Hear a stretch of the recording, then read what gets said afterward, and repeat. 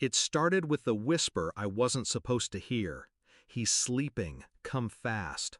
Her voice, low, urgent, breathless. I lay still, eyes closed, heartbeat slowing, not speeding. That voice didn't belong to someone calling the police. It belonged to someone inviting chaos.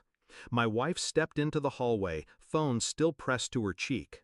I heard the front door unlock, deliberate, quiet. Then, silence. It's strange how quickly the body adapts when death feels close. How you can feel your skin tighten like it knows something your heart won't admit. 5 shadows moved across the wall. Baseball bat, knife, gloves. Not robbers, killers. But they didn't expect what came next. They didn't expect to see that tattoo. Ink burned into my shoulder, covered for years by the weight of family and lies. One of them whispered, "Back the fuck out. That's Black Ops, he's marked." They ran.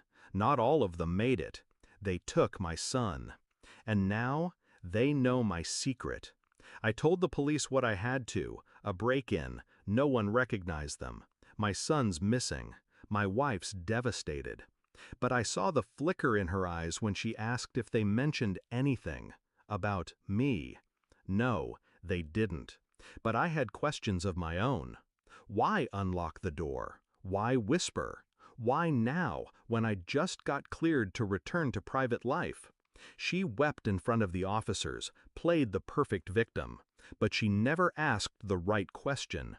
Not, "Where's our son?" Not, "Why would they do this?"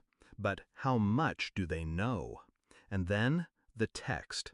Sent by accident. Maybe, maybe not. "He'll kill us if he finds out.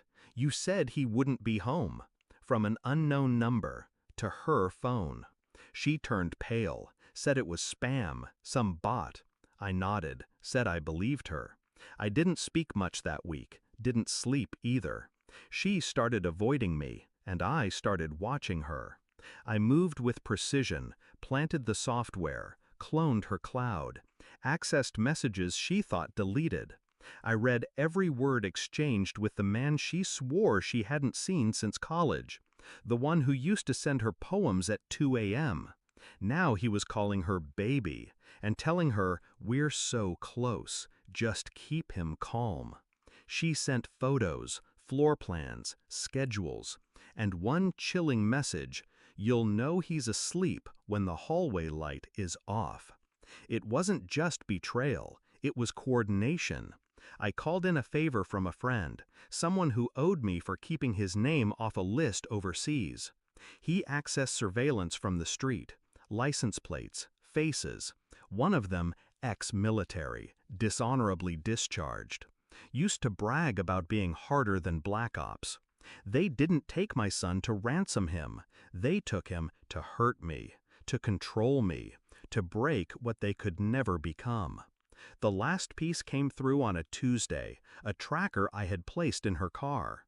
She drove to an address across state lines, a cabin. Inside, my son, alive, unharmed, playing video games with him. The man from her past, the one she swore off. I didn't burst in, didn't storm the place. I watched from the tree line, then drove back, home before her. I placed the evidence, photos, messages, maps on the kitchen table. When she walked in, she froze. Her eyes darted, hands trembled. I pointed to one image, her, smiling, holding my son's hand like it meant nothing. "I know everything," I said. She fell to her knees, begged, swore it was just about money, about fear. I didn't blink, didn't speak, just walked away. 2 nights later, I invited them both to dinner. She thought I wanted to reconcile. He thought I didn't know who he was. I served wine, watched them sweat, then turned on the screen behind me. Surveillance footage. Her voice. "He's sleeping, come fast." Then the photos, then the messages, then the last slide. My son's new passport. New name, new guardianship documentation, signed by me, approved by court, sealed by law. She stood, screamed, he lunged. I stepped back. 2 officers entered. I nodded. No charges, just removal. A restraining order. They'd never see him again, not without a judge, not without me present, not ever. And the last thing I said before walking out, now you get to sleep with the lights off, wondering when I'll come back. I watch my son sleep now, peacefully, no guards, no locks, just trust. He doesn't know what his mother did. He doesn't have to.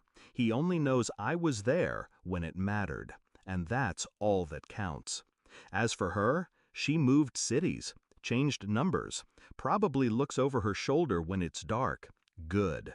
I didn't need revenge. I needed peace, and I got it.